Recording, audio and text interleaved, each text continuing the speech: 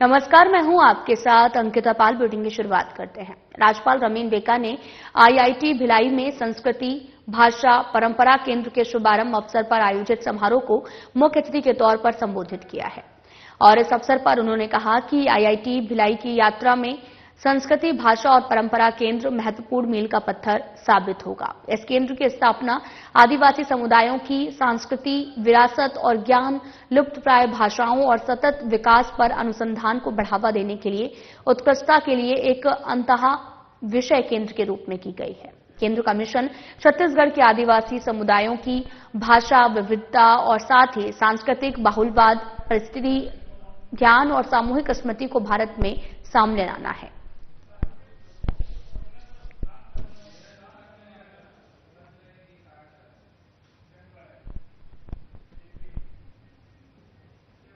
मुख्यमंत्री विष्णुदेव साय ने सभी के लिए आवास की परिकल्पना को साकार करने के उद्देश्य से मुख्यमंत्री निवास कार्यालय में अटल विहार योजना के अंतर्गत छत्तीसगढ़ गृह निर्माण मंडल की 7 आवासीय परियोजनाओं का शुभारंभ किया है।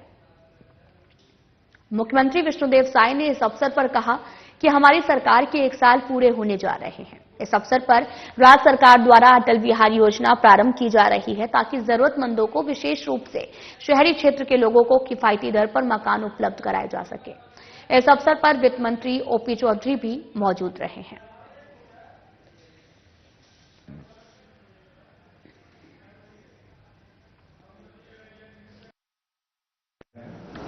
जिसमें 1650 मकान 7 जगहों में बनाए जाएंगे और जो जरूरतमंद लोग हैं उनको दिया जाएगा। इसमें एक तो ईडब्ल्यूएस और एलआईजी, ये 2 तरह के मकान बनेंगे। ईडब्ल्यूएस में बेनिफिशियरी को 80,000 सब्सिडी मिलेगी और एलआईजी में 40,000 प्रति मकान सब्सिडी मिलेगा और 1 रुपये में जमीन मिलेगी। तो इस तरह से जरूरतमंदों को सरकार सस्ते में एक अच्छा मकान उपलब्ध कराने का काम करने जा रही है और एक बड़ा कल्याणकारी योजना ही प्रदेश शासन का है। हमारी सरकार के अभी 1 वर्ष पूरे हुए हैं और इस अवसर पर हमने अटल विहार योजना के तहत 1650 मकानों के लिए हमारे जो गरीब हैं, जरूरतमंद हैं, शहरी क्षेत्रों में विशेषकर, उनके लिए छत्तीसगढ़ हाउसिंग बोर्ड के माध्यम से 1650 मकानों की 350 करोड़ योजना 7 स्थानों पर लॉन्च की गई है। इसमें राजधानी रायपुर में भी मकान बनाए जाएंगे और दूरस्थ बीजापुर में भी, बस्तर के अंचलों में भी मकान बनाने का काम इन 7 परियोजनाओं में शामिल है और चंद महीनों के भीतर प्रदेश के सभी जिलों में अटल विहार योजना प्रारंभ की जाएगी ताकि गरीबों को आवास सस्ते दाम पे उपलब्ध कराने का काम हाउसिंग बोर्ड का जो मूल लक्ष्य है उसे हम पूरा कर सके। इसके लिए सभी जरूरतमंदों को मैं बहुत बहुत बधाई। मुख्यमंत्री विष्णुदेव साय ने छत्तीसगढ़ के प्रथम स्वतंत्रता संग्राम सेनानी अमर शहीद वीर नारायण सिंह के बलिदान दिवस पर राजधानी रायपुर के जय स्तंभ चौक पहुंचकर उन्हें श्रद्धांजलि अर्पित की है। मुख्यमंत्री ने शहीद वीर नारायण सिंह की प्रतिमा पर माल्यार्पण कर उन्हें नमन किया। उप मुख्यमंत्री अरुण साव, आदिम जाति विकास मंत्री रामविचार नेताम, वन मंत्री केदार कश्यप, विधायक पुरंदर मिश्रा सहित अनेक जनप्रतिनिधिगण इस मौके पर मौजूद रहे हैं।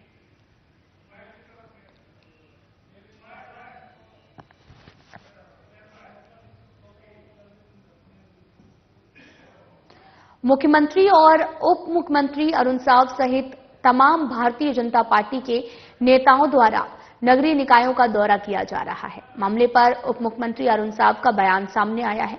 उन्होंने कहा कि जब से राज्य सरकार बनी है, लगातार विकास के काम शहरों और गांवों में पूरे हो रहे हैं।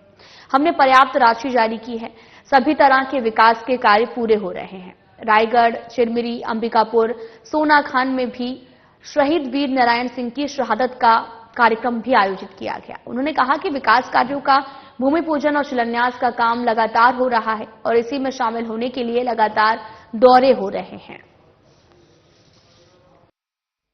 जब से राज्य में हमारी सरकार बनी है, लगातार विकास के काम शहरों और गांवों में स्वीकृत हुए हैं। पर्याप्त राशि नगरीय निकायों को हमारी सरकार बनने के बाद हमने जारी किया है। 2000 करोड़ से अधिक की राशि नगरीय निकायों में अलग अलग मदों पे हमने जारी किया है। उसी तरह से सड़कों का काम हुआ है, अन्य विकास के काम हुए हैं। इन सभी कामों के भूमि पूजन और लोकार्पण का कार्यक्रम लगातार हो रहा है। रायगढ़, चिरमिरी, अंबिकापुर और आज बलौदाबाजार जिले में सोनाखान में एक तरफ शहीद वीर नारायण सिंह के शहादत दिवस का कार्यक्रम है और वहीं लोकार्पण भूमि पूजन का भी कार्यक्रम होगा। और लगातार पूरे प्रदेश में माननीय मुख्यमंत्री जी विकास कार्यों का लोकार्पण और भूमि पूजन कर रहे हैं। तेज गति से प्रदेश में विकास के काम हो रहे हैं। अधोसंरचना का विकास हो रहा है, नागरिक सुविधाओं में विस्तार हो रहा है और ये अंतर है सरकार का कि पिछली कांग्रेस की सरकार में कैसे विकास अवरुद्ध हुआ था और भारतीय जनता पार्टी की सरकार बनने के बाद विष्णुदेव साय जी के नेतृत्व में शहरों और गांवों का सुव्यवस्थित विकास का क्रम।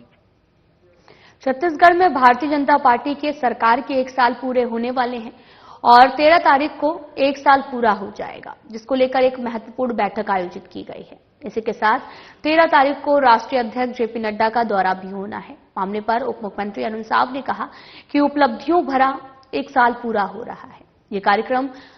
ये कार्यकाल जो है वो सुशासन के लिए जाना जाएगा। कांग्रेस 5 साल में अपना रिपोर्ट कार्ड नहीं बता पाई थी, हम 1 साल का रिपोर्ट कार्ड पेश करेंगे। उन्होंने कहा कि राष्ट्रीय अध्यक्ष को मुख्यमंत्री विष्णुदेव साय रिपोर्ट कार्ड सौंपेंगे।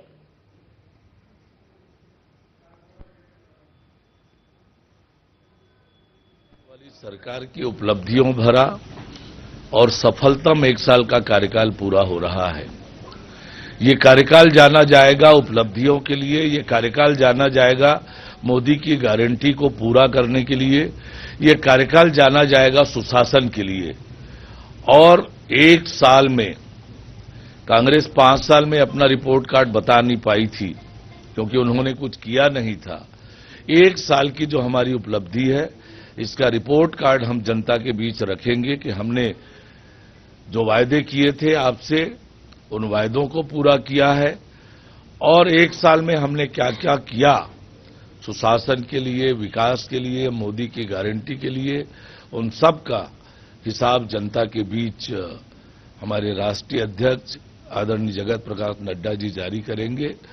और पूरे प्रदेश में अलग अलग विभाग के माध्यम से अलग अलग कार्यक्रम करके सरकार की उपलब्धियों को जन जन तक पहुंचाने का काम। 13 तारीख को छत्तीसगढ़ सरकार के 1 साल पूरे होने पर कई कार्यक्रम आयोजित किए जाएंगे, जिसको लेकर राष्ट्रीय अध्यक्ष जगत प्रकाश नड्डा का दौरा छत्तीसगढ़ में होना है। मामले पर मंत्री केदार कश्यप का बयान सामने आया, जिसमें उन्होंने कहा कि 13 तारीख को जेपी नड्डा का दौरा होना है। वो भारत के सबसे बड़े लोकतांत्रिक पार्टी के मुखिया हैं, उनका दौरा छत्तीसगढ़ में होना है। 13 तारीख को पार्टी के छत्तीसगढ़ में सरकार बने 1 साल पूरे हो रहे हैं और जिस तरह से उत्सव का वातावरण है उसमें सम्मिलित होने के लिए वो छत्तीसगढ़ पधार रहे हैं, सभी के लिए हर्ष का विषय है।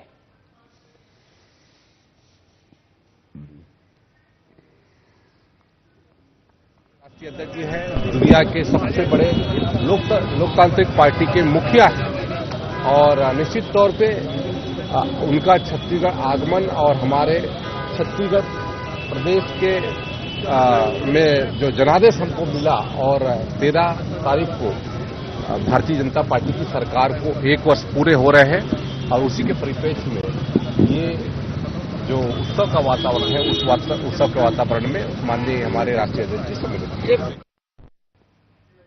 उत्तर प्रदेश के सीएम योगी आदित्यनाथ ने छत्तीसगढ़ के मुख्यमंत्री विष्णुदेव साय को प्रयागराज के पवित्र संगम में साल 2025 में आयोजित हो रहे महाकुंभ में शामिल होने का आमंत्रण भेजा है।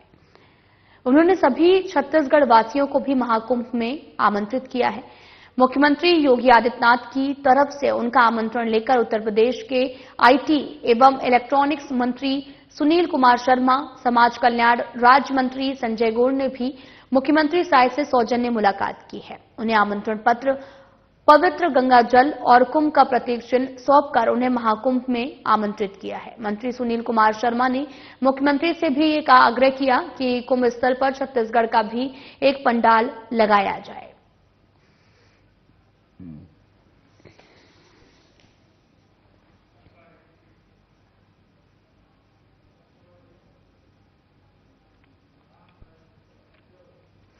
तो वन मंत्री केदार कश्यप का बयान सामने आया, जिसमें उन्होंने आज कांग्रेसियों की धान खरीदी नहीं होने को लेकर प्रदर्शन किए जाने पर पलटवार करते हुए कहा कि छत्तीसगढ़ में किसानों का धान अच्छे से खरीदा जा रहा है। धान खरीदी की प्रक्रिया शांतिपूर्ण तरीके से पूरी हो रही है। मैं इन कांग्रेस के लोगों से पूछना चाहता हूं कि जब 5 साल उनकी सरकार रही तब एक भी बार कभी धान खरीदी केंद्रों में नहीं गए और अब प्रदर्शन कर रहे हैं। कांग्रेसियों के पास में कोई मुद्दा नहीं है और पूरे प्रदेश में बहुत ही स्मूथ तरीके से धान खरीदी हो रही है। कांग्रेस केवल लोगों में अफवाह फैला रही है, डर फैला रही है, लेकिन ये माननीय विष्णुदेव साय जी की सरकार है। लोगों का धान खरीदा जा रहा है। मैं तो कांग्रेस के लोगों को चुनौती देता हूं। 5 साल जब उनकी सरकार रही तब वो कभी किसी धान खरीदी केंद्र में नहीं गए। अब वो सीखने गए हैं कि धान खरीदी कैसे होती है। धान के मुद्दे में कांग्रेस बैकफुट पे है और पूरी तरीके से उनको मालूम है कि विष्णुदेव साय जी की सरकार में बहुत अच्छे तरीके से धान खरीदी हो रही है, लेकिन वो लोगों को भड़काना चाहते हैं। कांग्रेस के लोगों को कभी किसानों के प्रति कोई भाव नहीं रहा, भले किसान पुत्र कहते रहे, लेकिन कभी क्या किसानों के हित में काम नहीं किया। मैं पूछना चाहता हूं ना, यही तो कांग्रेसी थे। जब पीसीसी के अध्यक्ष मोहन मरकाम हुआ करते थे कोंडा गांव में, तो वहां पर उन्होंने हमारे किसान पुत्रों को लाइट बंद करके लाठी से पिटवाया था। तब कहां गए? उप मुख्यमंत्री विजय शर्मा की संवेदनशील पहल से कवर्धा विकासखंड के ग्राम मानिक चौरी निवासी दिव्यांग जयराम यादव के जीवन में नई आशा की किरण जगी है। उप मुख्यमंत्री शर्मा के निर्देश पर कवर्धा विधायक कार्यालय में जयराम को रोलेटर ट्राईसाइकिल प्रदान की गई है, जिससे उसके जीवन में एक नई रफ्तार आई है। दिव्यांग जयराम अभी कक्षा 2वीं का छात्र हैं। उन्हें अपने स्कूल जाने में काफी कठिनाइयों का सामना करना पड़ता था। ट्राईसाइकिल मिलने के बाद में अब वह बिना किसी परेशानी के स्कूल आ जा सकेगा। इस सहायता ने न केवल उसकी शारीरिक बाधाओं को कम किया है, बल्कि उसके आत्मविश्वास को भी बढ़ाया है। मौके पर उप मुख्यमंत्री शर्मा ने कहा कि हमारा प्रयास है कि हर व्यक्ति को समान अवसर, साधन मिले ताकि वह अपने सपनों को साकार कर सके।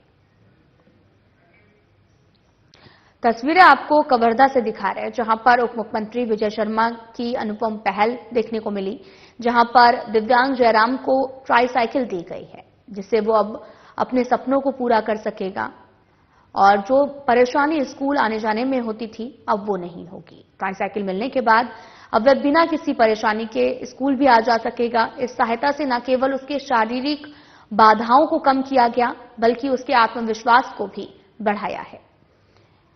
तो वहीं मौके पर उप मुख्यमंत्री शर्मा ने कहा कि हमारा प्रयास है कि हर व्यक्ति को समान अवसर और साधन मिले ताकि वह अपने सपनों को साकार कर सके।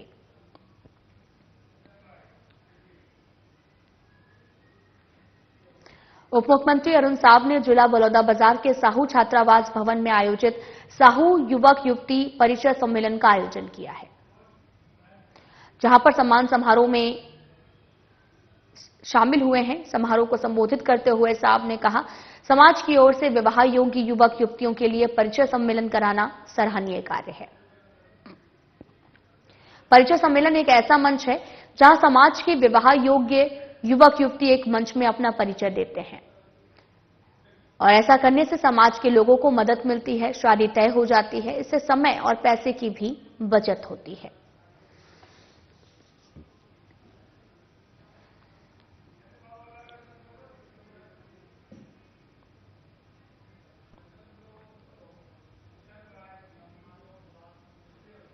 उप मुख्यमंत्री अरुण साव सिम्स ऑडिटोरियम बिलासपुर में साहू समाज की ओर से आयोजित युवक युवती परिचय सम्मेलन और सम्मान समारोह में शामिल हुए हैं। कार्यक्रम में साहब ने परिचय पुस्तिका का विमोचन किया और कई क्षेत्रों में उत्कृष्ट कार्य करने वाले सामाजिक जनों को सम्मानित किया है। उन्होंने सम्मेलन में योग्य जीवन साथी की तलाश में पहुंचे युवक युवतियों को भविष्य के लिए शुभकामनाएं दी हैं। उप मुख्यमंत्री साहब ने कहा कि साहू समाज प्रदेश के सभी जिलों में परिचय सम्मेलन का आयोजन कर रहा है, उसका लाभ समाज को मिल रहा है। ये आयोजन समाज के लोगों की मदद के लिए है।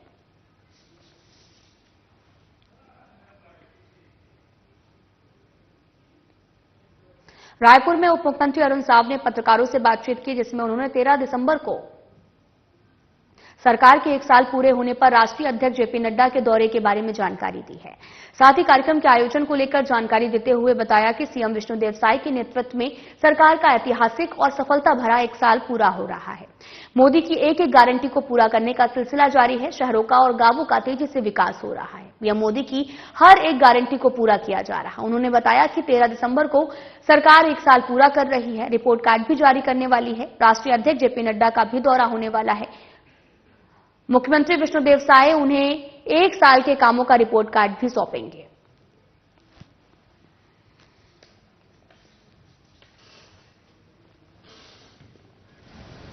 मोदी की एक एक गारंटी को पूरा करने का जो सिलसिला चला है, आज प्रदेश तेज गति से विकास की ओर आगे बढ़ रहा है। शहरों का, गांवों का तेज गति से विकास हो रहा है। मोदी की बड़ी बड़ी गारंटियां हमने इस बीच पूरी की है। जो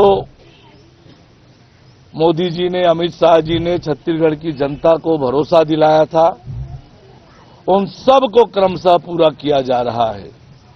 चाहे किसानों से किए हुए वायदे का बात करें, माता और बहनों से किए हुए वायदे की बात करें, युवाओं से किए हुए वायदों की बात करें, और हर वर्ग के इच्छा और आकांक्षाओं को पूरा करने का काम, मोदी की एक एक गारंटी को पूरा करने का काम हमारी सरकार कर रही है। तो निश्चित रूप से जो 13 दिसंबर सरकार के 1 साल पूरा होने वाला है, पूरे प्रदेश भर में अलग अलग प्रकार के कार्यक्रम निर्धारित होंगे। सरकार अपनी रिपोर्ट कार्ड भी जारी करने वाली है। पार्टी के राष्ट्रीय अध्यक्ष जगत प्रकाश नड्डा जी का कार्यक्रम निर्धारित होने वाला है। तो निश्चित रूप से सरकार की दृष्टि से ये तैयारी। छत्तीसगढ़ में धान खरीदी का दौर शुरू है। कांग्रेस लगातार धान खरीदी को लेकर कई तरह के आरोप सरकार पर लगा रही है और एक बार फिर से सरकार के खिलाफ मोर्चा खोलने जा रही है। कांग्रेस का भी आरोप है कि धान खरीदी ठीक तरीके से नहीं हो रही है और सरकार का रवैया किसानों के प्रति सही नहीं है। इसको लेकर कांग्रेस ने 10 दिसंबर को छत्तीसगढ़ के सभी ब्लॉक और मुख्यालय में धरना देने का निर्णय लिया है।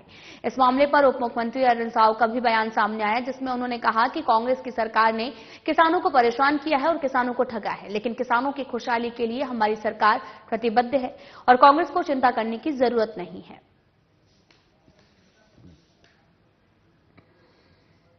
कांग्रेस पार्टी ने किसानों को लूटा, किसानों को परेशान किया, किसानों को धोखा दिया, किसानों को ठगा।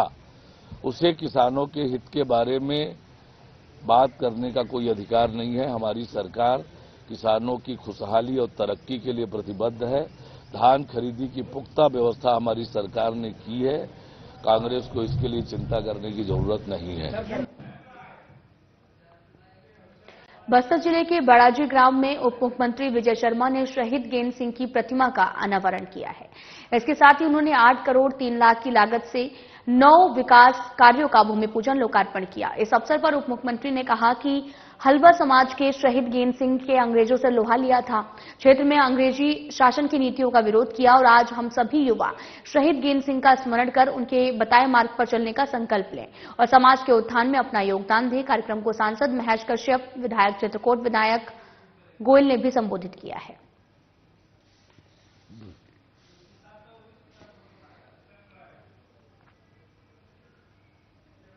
पुलिस अधीक्षक कार्यालय रायपुर में वरिष्ठ पुलिस अधीक्षक रायपुर डॉक्टर संतोष कुमार सिंह, कीर्तन राठौर और अति पुलिस अधीक्षक ग्रामीण डॉक्टर अनुराग झा और पुलिस अधीक्षक यातायात सतीश ठाकुर, गुरजीत सिंह एवं सुशांतो बनर्जी, उप पुलिस अधीक्षक यातायात रायपुर ने कहा कि एनआईसी द्वारा आम नागरिकों के लिए एम परिवहन ऐप का नया वर्जन केरल, उड़ीसा के साथ छत्तीसगढ़ के लिए लागू किया गया है, जिसके संबंध में ट्रैफिक प्रहरी पोस्टर बनाकर रायपुर पुलिस द्वारा आम नागरिकों के लिए जारी किया गया है।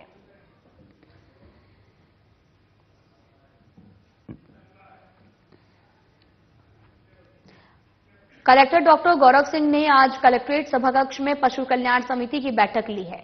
इस बैठक में भेड़ बकरी पशुपालकों का विशेष ध्यान रखते हुए किसी भी प्रकार की सर्जरी को निःशुल्क करने का निर्णय लिया गया है। साथ ही पशुओं के प्रबंध, संरक्षण और संवर्धन के लिए भी चिकित्सकीय एवं अन्य उपकरण खरीदने 14 लाख की स्वीकृति दी गई है। इसी प्रकार से बैठक में 50,000 पशुओं के प्रबंध आकस्मिक प्रबंधन के आरक्षित रखा गया है।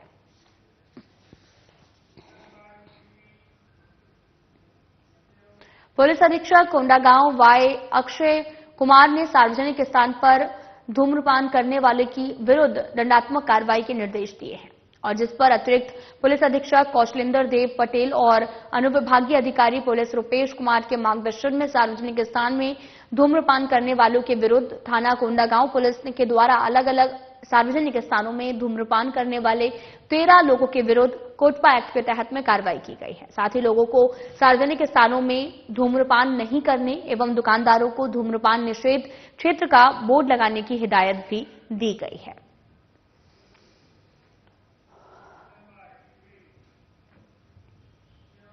वन और जलवायु परिवर्तन, जल संसाधन, कौशल विकास, सहकारिता और संसदीय कार्य मंत्री केदार कश्यप और खेलकूद एवं युवा कल्याण, राजस्व, आपदा प्रबंधन एवं जिले के प्रभारी मंत्री टंकराम वर्मा की ओर से जिले के बद्रीनाथ बघेल जिला आपको बताते चले कि बद्रीनाथ बघेल जिला अस्पताल का निरीक्षण किया है और मंत्रियों ने महिला वार्ड का अवलोकन करते हुए मरीजों से उनका हालचाल जाना और मरीजों के इलाज के संबंध में जानकारी देते हुए चिकित्सकों को बेहतर इलाज करने के निर्देश दिए हैं।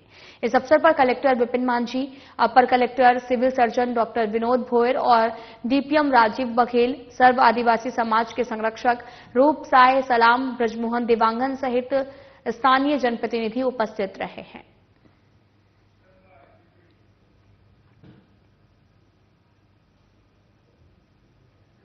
सूरजपुर जिले के ग्राम बत्रा स्थित स्वामी आत्मानंद स्कूल में आयोजित जिला स्तरीय युवा संसद प्रतियोगिता कार्यक्रम में महिला एवं बाल विकास और समाज कल्याण मंत्री लक्ष्मी राजवाड़ी मुख्य अतिथि के रूप में शामिल हुए और इस अवसर पर उन्होंने युवाओं को संबोधित करते हुए कहा कि युवा संसद युवाओं की नेतृत्व क्षमता का विकास करता है। युवा संसद का उद्देश्य युवाओं को सशक्त बनाना, उन्हें लोकतंत्र में सक्रिय रूप से भाग लेने के लिए प्रेरित करना, साथ ही सार्वजनिक मुद्दों पर विचार करने और अपनी राय बनाने के लिए प्रोत्साहित करना है।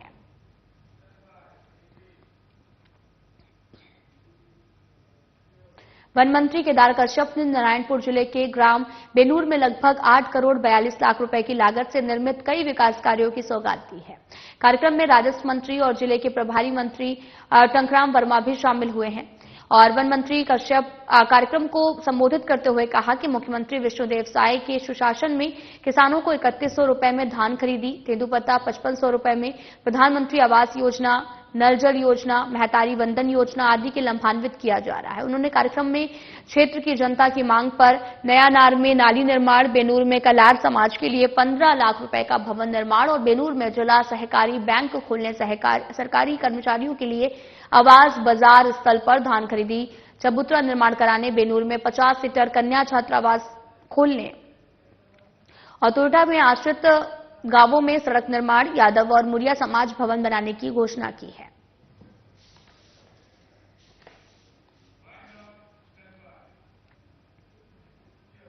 फिलहाल बुलेटिन में इतना ही। नमस्कार।